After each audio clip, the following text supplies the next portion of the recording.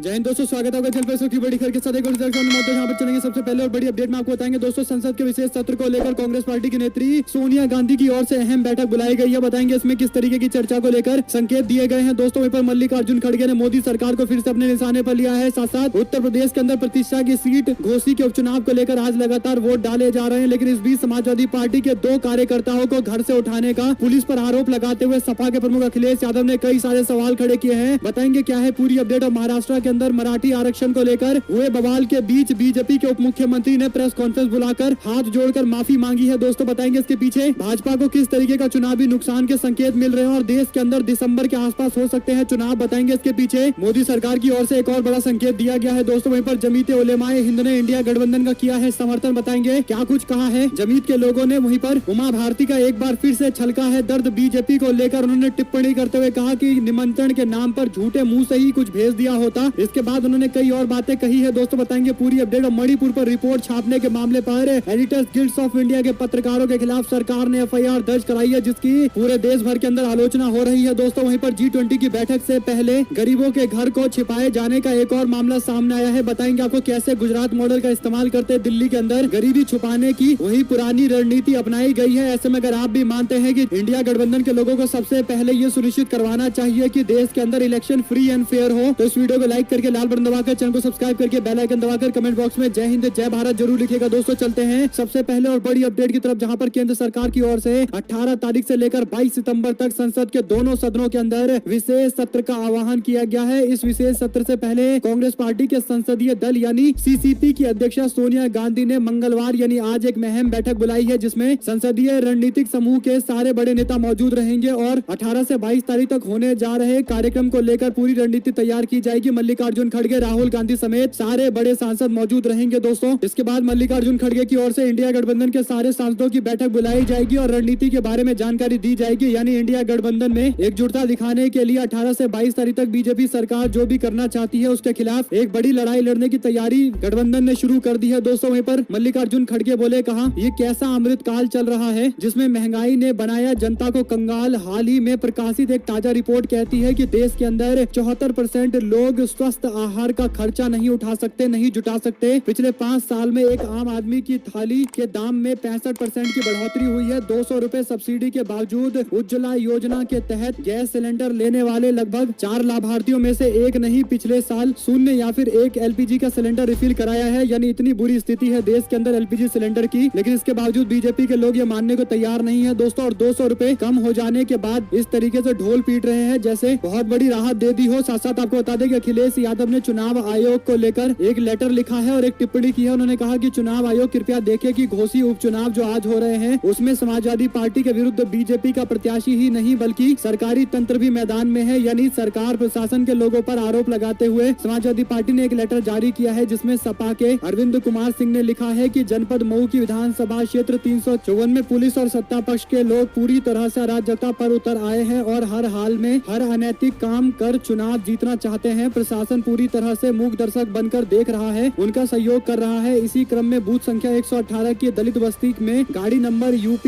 82W6827 से BJP के लोग खुलेआम शराब और पैसा बांटकर चुनाव आचार संहिता की धज्जियां उड़ा रहे हैं। और इसके बाद उन्होंने जानकारी दी है कि बूथ अध्यक्ष स्वदेश यादव जो समाजवादी पार्टी के हैं उनको जबरन पुलिस उठाकर ले गई है और बीजेपी के पक्ष में वोट डालने की अपील कर रही है। साथ साथ दोस्तों अखिलेश यादव के बाद अब समाजवादी पार्टी ने एक और ट्वीट करते हुए जानकारी दी है कि घोसी विधानसभा उपचुनाव को प्रभावित करने के उद्देश्य से बूथ संख्या 190 पर मोहम्मद सलमान, मियाजुद्दीन सहद और सफरुद्दीन को हरदासपुर सेक्टर 27 टेढ़ीयाब में पुलिस ने जबरन गिरफ्तार कर लिया है। चुनाव आयोग से संज्ञान लेने की अपील की गई है। आज लगातार घोसी उपचुनाव को लेकर वोट डाले जा रहे हैं और ऐसे में ये जो सवाल खड़े हुए हैं इस पर चुनाव आयोग की ओर से जवाब जरूर देना चाहिए। दोस्तों आप लोग की जो भी राय हो लिखकर जरूर बताएगा। साथ साथ महाराष्ट्र के जालना में हुए लाठी चार्ज पर अब बीजेपी के लोगों को चुनावी नुकसान होता दिखाई देने लगा है। जालना में मराठा आरक्षण आंदोलन के दौरान पुलिस के द्वारा किए गए लाठीचार्ज पर महाराष्ट्र के डिप्टी सीएम देवेंद्र फडणवीस ने माफी मांगी है। दरअसल इस घटना के बाद मुंबई के CM Eknath Shinde, deputy CM Devendra Fadnavis और डिप्टी सीएम अजीत पवार ने बैठक की और फिर प्रेस कॉन्फ्रेंस बुलाई। इसके बाद देवेंद्र फडणवीस अपने चिर परिचित अंदाज में एक माफी का कार्ड खेलते दिखाई दिए। उन्होंने कहा कि जालना की घटना दुखद है, पुलिस द्वारा लाठीचार्ज किया जाना दुखद है, बल उपयोग का कोई समर्थन नहीं कर सकता है। मैं पहले जब 5 वर्ष का मुख्यमंत्री था तब हजारों आंदोलन हुए, लेकिन अभी जैसा हुआ है पहले कभी नहीं हुआ था। लाठी लाठीचार्ज नहीं की गई थी, मैं इसके लिए माफी मांगना चाहता हूँ, लाठीचार्ज के लिए माफी मांगना चाहता हूँ। मुख्यमंत्री ने उच्च स्तरीय जांच के आदेश दे दिए हैं। घटना को लेकर राजनीति करना गलत बात है। सवाल ये खड़ा होता है दोस्तों कि डिप्टी सीएम को माफी नहीं मांगनी चाहिए बल्कि मुख्यमंत्री को खुद माफी मांगनी चाहिए थी, लेकिन देवेंद्र फडणवीस को आगे करके पूरे मामले पर बीजेपी पल्ला झाड़ने की कोशिश कर रही है और ये भी कह रही है कि इस पर राजनीति नहीं होनी चाहिए, जबकि मराठा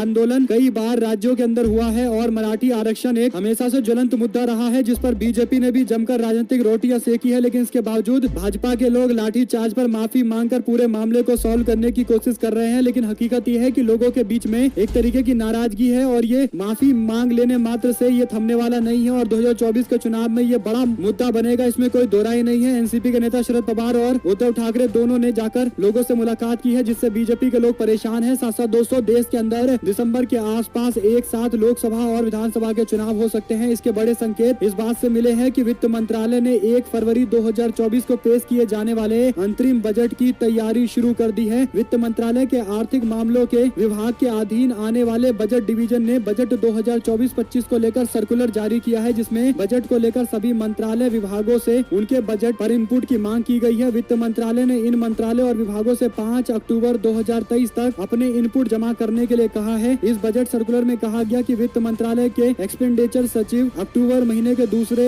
हफ्ते में इन मंत्रालयों और विभागों के साथ प्री बजट मीटिंग करेंगे, यानी दोस्तों जो फरवरी मार्च में बजट बनने वाला है जिसे इंतरिम बजट कहा जाता है। जब भी कभी लोकसभा का चुनाव होता है तो ये कंफर्म नहीं होता कि सेम सरकार रिपीट करेगी या दूसरी सरकार आएगी, इसीलिए इंतरिम बजट बनाया जाता है अगले साल के लिए। और 2024 में क्योंकि चुनाव है तो फरवरी मार्च के अंदर एक इंतरिम बजट बनेगा, लेकिन वो बजट अब अक्टूबर के अंदर ही बनाने की प्रक्रिया शुरू हो गई है। अक्टूबर तक पूरी रिपोर्ट सामने आ जाएगी तो नवंबर तक पूरा बजट तैयार हो जाएगा और उसे पास करके दिसंबर के आसपास चुनाव कराया जा सकता है। ये भी एक बड़े संकेत है, सॉलिड संकेत है कि जल्द चुनाव कराने की कोशिश करने वाली है भारतीय जनता पार्टी। साथ साथ दोस्तों जमीयत उलेमाए हिंद ने इंडिया गठबंधन के समर्थन का ऐलान किया है। जमीयत के अध्यक्ष मौलाना अरशद मदनी ने कहा कि देश में नफरत के माहौल को खत्म करने के लिए राजनीतिक बदलाव की जरूरत है। अगर विपक्षी दल एकजुट नहीं रहे तो स्वयं उनका अस्तित्व भी खतरे में आ जाएगा। जिस तरह कर्नाटका में सांप्रदायिक ताकतों को हराया गया उसी तरीके से राष्ट्रीय स्तर पर भी होना जरूरी है। इसके साथ साथ उन्होंने हरियाणा में नूह की हिंसा पर भी प्रतिक्रिया देते हुए इसकी आलोचना की और कहा कि आरएसएस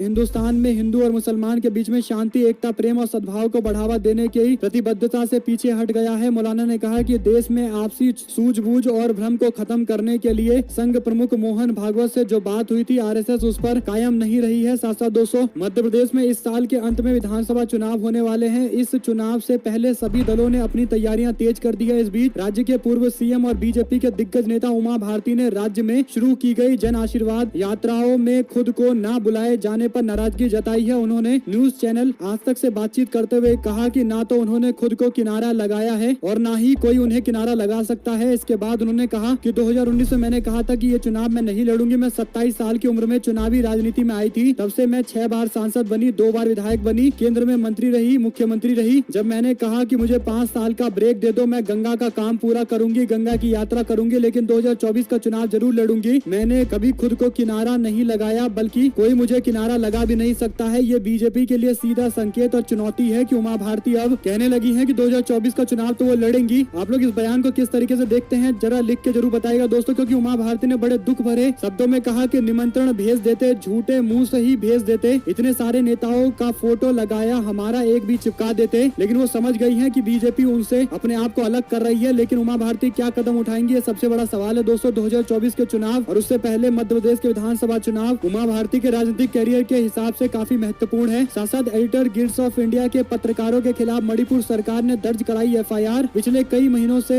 चल रही हिंसा को लेकर मणिपुर में एक रिपोर्ट तैयार की गई। एडिटर्स गिल्ड्स ऑफ इंडिया के खिलाफ एक एफआईआर भी दर्ज कराई गई है दोस्तों। दरअसल ईजीआई के 3 पत्रकारों ने मणिपुर पर एक रिपोर्ट बनाई थी। रिपोर्ट के अंदर जातीय संघर्ष पर कई सारी बातें कही गई थी। इन बातों को गलत बताते हुए, भ्रामक बताते हुए, झूठा मनगढ़ंत बताते हुए सरकार की ओर से एफआईआर दर्ज की गई है। मणिपुर के मुख्यमंत्री एन बीरेन सिंह ने कहा कि मणिपुर सरकार ने एडिटर गिल्ड्स ऑफ इंडिया के सदस्यों के खिलाफ एक एफआईआर दर्ज की है। दरअसल उनके अनुसार ये मणिपुर राज्य में और अधिक झड़पें पैदा करने की कोशिश के लिए की गई है। साथ साथ दोस्तों प्रेस क्लब ऑफ इंडिया ने ईजीआई के पत्रकारों के खिलाफ की गई कार्रवाई की कड़ी आलोचना की है, स्ट्रांगली कंडेम किया है और फैक्ट फाइंडिंग कमेटी बनाई गई है जो पता करेगा कि आखिर किन दोष के कारण ऐसा किया गया है, क्या सरकार ने सही कदम उठाया है या फिर मामले को दबाने के लिए, पत्रकारों को दबाने के लिए कदम उठाया है। वहीं शिवराज सिंह चौहान पर निशाना साधते हुए कांग्रेस पार्टी के नेता नेता ने एक लेटर शेयर किया है। इसमें बीजेपी का ही एक नेता मांग कर रहा है पुलिस शिकायत के माध्यम से कि बीजेपी की जन आशीर्वाद यात्रा में उनको ये कहकर बुलाया गया कि उनके बाइक के पेट्रोल का सारा खर्चा बीजेपी देगी, लेकिन नहीं दिया। पीयूष बघेल बोले, कहा मामा के घोटाले में बड़ी वैरायटी है, अब जन आशीर्वाद रैली में भीड़ जुटाने में घोटाला। बीजेपी के नेताओं ने पुलिस में शिकायत की है कि रैली में वह 13 बाइक लाया था, हर बाइक का पेट्रोल का खर्चा 200 रुपए आया, उसका पेमेंट अभी तक नहीं मिला है, ये तो सीधा 100% कमीशन का राज है। वहीं पर रवीश कुमार ने सवाल खड़ा किया है कि गंगा विलास के नाम पर जो क्रूज चलाया गया था, जिसके जमकर ढिंडोरा पीटा गया था, मीडिया में जहां तहां एक ही चीज दिखाई दे रही थी, क्या उसको लेकर कोई अपडेट है? क्या वो अभी भी चल रहा है या फिर एक इवेंट ही था? जैसे अन्य विकासों को लेकर तथाकथित दावे किए जाते हैं, लोगों में ये दिखाने की कोशिश की जाती है कि विकास हुआ है और बाद में वो विकास का कार्य ठप पड़ जाता है। आपके पास गंगा क्रूज को लेकर कोई अपडेट है दोस्तों तो लिखकर जरूर बताएगा। साथ साथ G20 की बैठक 7 तारीख से लेकर 10 तारीख के बीच में दिल्ली के अंदर होने जा रही है। राष्ट्रीय राजधानी क्षेत्र के अंदर सुरक्षा के प्रबंधों को काफी मजबूत किया गया है। लेकिन दोस्तों, जैसा कि आप लोग जानते हैं कि गुजरात में बीजेपी ने नमस्ते ट्रंप से लेकर तमाम बड़े कार्यक्रम किए थे, जिसमें गरीबों के झोपड़ियों को और सब अर्बन एरिया को छुपाने के लिए हरे पर्दों का इस्तेमाल किया गया था। कुछ इसी तरीके की कोशिशें दिल्ली में की गई है। दिल्ली के अंदर जो सब अर्बन एरिया है या फिर जिसे स्लम एरिया कहते हैं, उन एरिया को छुपाने के लिए हरे हरे पर्दे लगाए गए हैं। जहां तहां ये पर्दे देखे जा सकते हैं। लोग सवाल पूछ रहे हैं कि G20 की बैठक में अगर सरकार गरीबी नहीं दिखाना चाहती है, फॉरेन डेलीगेट्स जो आएंगे, जिन सड़कों से गुजरेंगे, वहां पर सब कुछ सही दिखना चाहिए, तो सरकार को ही कम से कम इन गरीबों के घर का मरम्मत करवा देना चाहिए, डेंट पेंट करवा देना चाहिए था। लेकिन पर्दे से छुपाकर टेम्परेरी सॉल्यूशन ढूंढा गया है। आप लोग किस पर जो भी राय हो दोस्तों इन तस्वीरों पर लिखकर जरूर बताएगा। साथ साथ वाराणसी के अंदर शिवलिंग के पास हाथ धोने के मामले पर काशी विश्वनाथ के पुजारियों ने सीएम योगी आदित्यनाथ से मांग की है कि उनके मंत्री सतीश शर्मा के खिलाफ तत्काल कार्रवाई करते हुए उन्हें मंत्रिमंडल से बाहर का रास्ता दिखाया जाना चाहिए। ये सीधे तौर पर महादेव का अपमान है। काशी विश्वनाथ मंदिर में पूजा के दौरान शिवलिंग के अर्घ्य में हाथ धोता हुआ बीजेपी का मंत्री दिखाई दिया था। वीडियो सामने आने के बाद अभी तक बीजेपी के मंत्री ने कोई माफी नहीं मांगी है, जबकि अगर इंडिया गठबंधन के किसी नेता ने ऐसा कर दिया होता गलती से भी और माफी भी मांग ली होती, तब भी बीजेपी के लोग सब कुछ लेकर उस नेता के पीछे पड़ गए होते और हिंदू धर्म विरोधी बता दिया होता, तमाम तरीके के एजेंडे फैला दिए गए होते। साथ साथ दोस्तों, सीएम अरविंद केजरीवाल बोले, कहा 1 नेशन 1 इलेक्शन अगर होगा तो देश के अंदर सिलेंडर 5,000 रुपए का मिलेगा, टमाटर 1,500 रुपए मिलेगा, फिर 5वें साल 200 रुपए की छूट दे दी जाएगी। उन्होंने मांग की है कि हर 3 महीने पर चुनाव होने चाहिए ताकि ये लोग जनता को राहत देते रहे। साथ साथ दोस्तों, मोदी सरकार ने दावा किया है कि प्रधानमंत्री मोदी ने पिछले 9 साल में एक भी बार छुट्टी नहीं ली है। इस पर लोगों ने टिप्पणी करते हुए कहा कि अब 2024 के चुनाव में प्रधानमंत्री मोदी जी को लोग जरूर राहत पहुंचाएंगे, उनको चुनाव में हरवाकर बिल्कुल राहत देंगे। आप लोग इस पर जो भी राय हो लिखेगा जरूर दोस्तों। साथ साथ गोवा के जनजातीय संगठनों ने ऐलान किया है कि सीटें आरक्षित नहीं की गई तो लोकसभा का चुनाव बहिष्कार किया जाएगा। संगठन ने मांग की है कि राजनीतिक आरक्षण दिया जाना चाहिए। विधानसभा में डिफॉल्ट रूप से 4 विधायक आरक्षण के माध्यम से होने चाहिए। इस समय विधानसभा के अध्यक्ष रमेश तवाड़कर सहित 4 ST सदस्य हैं, लेकिन सीट रिजर्व करने की मांग की जा रही है। साथ साथ दोस्तों, केरल के पुथुपल्ली के अंदर बाई इलेक्शन हो रहे हैं। आम आदमी पार्टी के समर्थक एक यात्रा निकाल रहे हैं, यात्रा के माध्यम से अपने कैंडिडेट को सपोर्ट कर रहे हैं, लेकिन इस दौरान यूथ कांग्रेस का झंडा भी लहराया जा रहा है। लोग इसके बाद सवाल पूछ रहे हैं कि आखिर यूथ कांग्रेस का झंडा आम आदमी पार्टी के रैली में लहराने की क्या जरूरत है? क्या ये लोगों में भ्रम डालने की कोशिश है कि कांग्रेस पार्टी के साथ आम आदमी पार्टी का गठबंधन है, जबकि राज्य के चुनावों को लेकर ये सहमति बन चुकी है कि राज्य में अलग अलग सारी पॉलिटिकल पार्टी चुनाव लड़ेंगी। पुथुपल्ली के अंदर कांग्रेस पार्टी को कम से कम 60% वोट मिलने की तैयारी चल रही है और ऐसे में क्या आम आदमी पार्टी इसी का फायदा उठाना चाहती है? क्या अपने कैंडिडेट को जिताने के लिए कांग्रेस पार्टी के झंडे लहरा रही है? आप लोग की जो भी राय हो लिखकर जरूर बताएगा। साथ साथ मध्य प्रदेश के विधानसभा चुनाव हेतु पूर्व केंद्रीय मंत्री अरुण यादव जी और पूर्व केंद्रीय मंत्री सुरेश पचौरी को मध्य प्रदेश के पूर्व नेता प्रतिपक्ष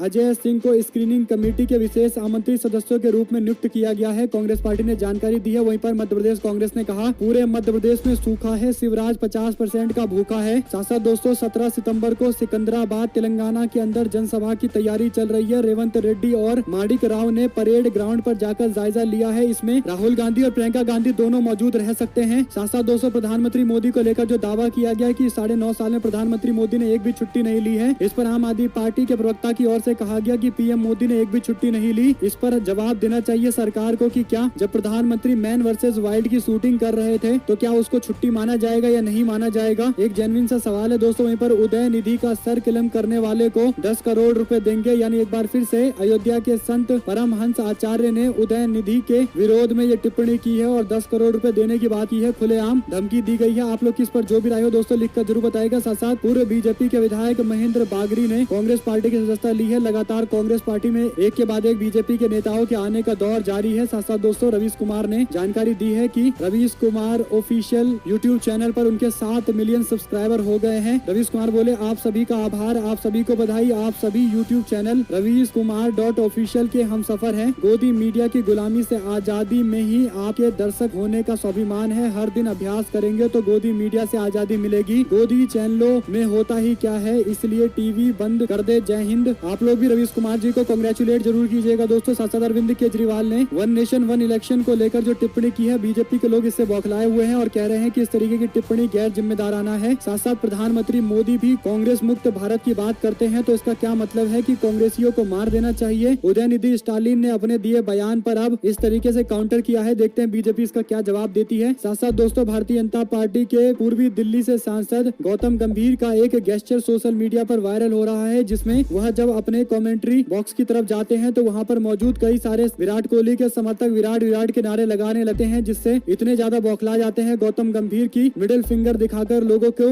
उकसाने की कोशिश करते हैं। लोगों ने ये वीडियो शेयर करते हुए बीजेपी से कई सारे सवाल पूछे हैं। साथ साथ पाकिस्तान में हिंदू समुदाय का विरोध प्रदर्शन किया। अपहरण अराजकता के खिलाफ सड़कों पर उतरे हजारों लोग। काश्मीर में हिंदू व्यापारियों और समुदाय के सदस्यों को निशाना बनाकर लगातार अपहरण की घटनाओं ने पूरे प्रांत में विरोध प्रदर्शन की लहर पैदा कर दी है। कुल मिलाकर दोस्तों पाकिस्तान में हो रहे धर्म परिवर्तन और हाल फिलहाल के अंदर भी क्रिश्चियन माइनॉरिटी पर हुए हमले का कई जगह विरोध देखने को मिल रहा है। इसीलिए लोग सड़कों पर उतरकर माइनॉरिटी राइट्स के लिए विरोध कर रहे हैं। साथ साथ कोई भी धर्म जो सम्मान अधिकार की बात नहीं करता वो बीमारी है। उदयनिधि की टिप्पणी पर प्रियंक खड़गे ने भी टिप्पणी की है, जिससे बीजेपी के लोग और ज्यादा बौखला गए हैं। दरअसल दोस्तों दक्षिण भारत और उत्तर भारत की राजनीति में यही बड़ा अंतर है, जहां पर तमिलनाडु के मंत्री के द्वारा की गई टिप्पणी पर कुछ खासा आक्रोश देखने को नहीं मिल रहा, लेकिन उत्तर भारत के अंदर जबरदस्त आक्रोश देखने को मिल रहा है। बीजेपी उत्तर भारत में उस बयान को इस्तेमाल करने का प्रयास कर रही है। जगह जगह सोशल मीडिया पर बीजेपी के लोग उदयनिधि स्टालिन के बयान को शेयर भी कर रहे हैं। हालांकि प्रियंक खड़गे ने भी जो टिप्पणी की है इसे भी बीजेपी विवादित बताकर कांग्रेस पार्टी से सवाल पूछ रही है, लेकिन कांग्रेस पार्टी ने ऐसे किसी भी बयान का समर्थन करने से दूरी बना रखी है। वहीं पर 6 सितंबर को छत्तीसगढ़ कांग्रेस के उम्मीदवारों की पहली लिस्ट आएगी। इसे लेकर रविवार को छत्तीसगढ़ कांग्रेस के चुनाव समिति की बैठक चल रही है। देखते हैं किन किन लोगों का नाम सामने आएगा। वहीं पर मोहब्बत की दुकान में हिंदुओं के खिलाफ केवल नफरत है। बीजेपी के बिहार के पूर्व मुख्यमंत्री सुशील मोदी ने उदयनिधि के बयान पर टिप्पणी करते हुए कहा कि सनातन धर्म को मिटाने की सोच रखने वाले 2024 में खुद मिट जाएंगे। उदयनिधि के बाद अब प्रियंक खड़गे ने भी हिंदू धर्म को निशाना बनाया है। राहुल, लालू, नीतीश ने चुप कर किया है डीएमके का समर्थन। मोहब्बत की दुकान में हिंदुओं के खिलाफ केवल नफरत है। आप लोग किस पर जो भी राय हो दोस्तों लिखकर जरूर बताएगा। साथ साथ मणिपुर की इंफाल घाटी में एथनिक क्लींजिंग पूरी हो चुकी है। पी चिदम्बरम की ओर से की गई इस टिप्पणी पर अब एक नया विवाद शुरू होने वाला है। पूर्व केंद्रीय मंत्री और कांग्रेस पार्टी के नेता पी चिदम्बरम ने इंफाल से अंतिम 5 कुकी परिवारों के हटने की खबर का हवाला देते हुए कहा कि एक राज्य सरकार जातीय सफाई की अगुवाई करती है और केंद्र सरकार का दावा है कि राज्य सरकार संविधान के अनुसार चल रही है। इससे ज्यादा शर्मनाक कुछ नहीं हो सकता। साथ दोस्तों भारतीय जनता पार्टी छोड़कर कांग्रेस पार्टी में शामिल हुए वीरेंद्र रघुवंशी का सोशल मीडिया पर एक वीडियो आया है, जिसमें वो अपने कार्यकर्ताओं के साथ रैलियां निकाल रहे हैं। कांग्रेसी कार्यकर्ताओं ने वीरेंद्र रघुवंशी का जोरदार स्वागत किया है। एक तरीके से मध्य प्रदेश में चुनावी माहौल बनता जा रहा है और कई दिनों पहले अगर कांग्रेस पार्टी में नेता शामिल हो रहे हैं तो उनके पास टाइम भी है कार्यकर्ताओं से मिलने का, नेताओं से समन्वय बिठाने का। साथ दोस्तों कर्नाटका की तर्ज पर अब तेलंगाना के अंदर भी ओबीसी लोगों से कांग्रेस पार्टी अपना जुड़ाव बढ़ाना चाहती है। आपको बता दें कि कांग्रेस पार्टी के नेता सिद्धरमैया के समर्थन के कारण कांग्रेस पार्टी के पास तेलंगाना के अंदर भी एक ऐसी अपॉर्चुनिटी है जिसको वो अच्छे से भुना सकती है। इसीलिए तेलंगाना में ओबीसी रीच आउट करने के लिए, लोगों तक पहुंच बनाने के लिए हैदराबाद के अंदर 28 सितंबर से लेकर 30 सितंबर के बीच में सिद्धरमैया के नेतृत्व में एक कार्यक्रम चलाया जाएगा। इसकी तैयारी अभी से शुरू कर दी गई है। देखते हैं कांग्रेस पार्टी को इस ओबीसी रीच प्रोग्राम से कितना समर्थन मिलने वाला है। साथ दोस्तों जैसे ही गौतम गंभीर का वीडियो वायरल हुआ है तो अब इस वीडियो को लेकर वो तरह तरह की जस्टिफिकेशन देते हुए एंगल पर दोष लगा रहे हैं। कह रहे हैं कि वीडियो में एडिटिंग की गई, तमाम तरीके की थ्योरियां रच रहे हैं। लेकिन हकीकत यह है कि साफ तौर पर वीडियो में बीजेपी का नेता लोगों को एक सबसे खराब गेस्चर दिखाता नजर आया है। आप लोग किस पर जो भी राय हो लिखकर जरूर बताएगा। साथ दोस्तों कांग्रेस पार्टी में जिस कमेटी का सबसे ज्यादा लोगों को इंतजार था, उस कमेटी के लोगों के नाम सामने आ गए हैं। मल्लिकार्जुन खड़गे CWC के अंदर मेंबर हैं। उनके साथ सोनिया गांधी, राहुल गांधी, अंबिका सोनी, अधीर रंजन चौधरी, सलमान खुर्शीद, मधुसूदन मिस्त्री, उत्तम Kumar Reddy, TS Singhdeo, KJ George और प्रीतम सिंह, मोहम्मद जावेद, अमी याजनिक और PL पूनिया, ओमकार मरकम और केसी वेणुगोपाल को जगह दी गई है, यानी इसमें पूर्व प्रधानमंत्री डॉक्टर मनमोहन सिंह का नाम हटाया गया है। शायद उनके स्वास्थ्य के कारण ऐसा फैसला लिया गया है। इसमें कई सारे नाम ऐड किए गए हैं। बड़ी बात यह है दोस्तों कि पहले जो CWC के मेंबर हुआ करते थे, कपिल सिब्बल से लेकर गुलाम नबी आजाद, उन सभी का नाम हटने के बाद नए नाम ऐड किए गए हैं। PL पूनिया, केसी वेणुगोपाल, ओमकार मरकम जैसे नेताओं के नाम ऐड किए गए हैं। देखते हैं पार्टी को इन नेताओं के आने के बाद किस तरीके से और ज्यादा एकजुटता के साथ आगे बढ़ने का मौका मिलेगा। अगर आप लोगों को ये भी खबर अच्छी लगी हो तो इस वीडियो को लाइक करके, लाल बटन दबाकर, चैनल को सब्सक्राइब करके, बेल आइकन दबाकर कमेंट बॉक्स में जय हिंद जय भारत जरूर लिखेगा। जुड़े दोस्तों, भाइयों, बहनों, मित्रों का बहुत बहुत धन्यवाद। देख रहे थे आपको अपना चैनल जय हिंद जय भारत, वंदे मातरम।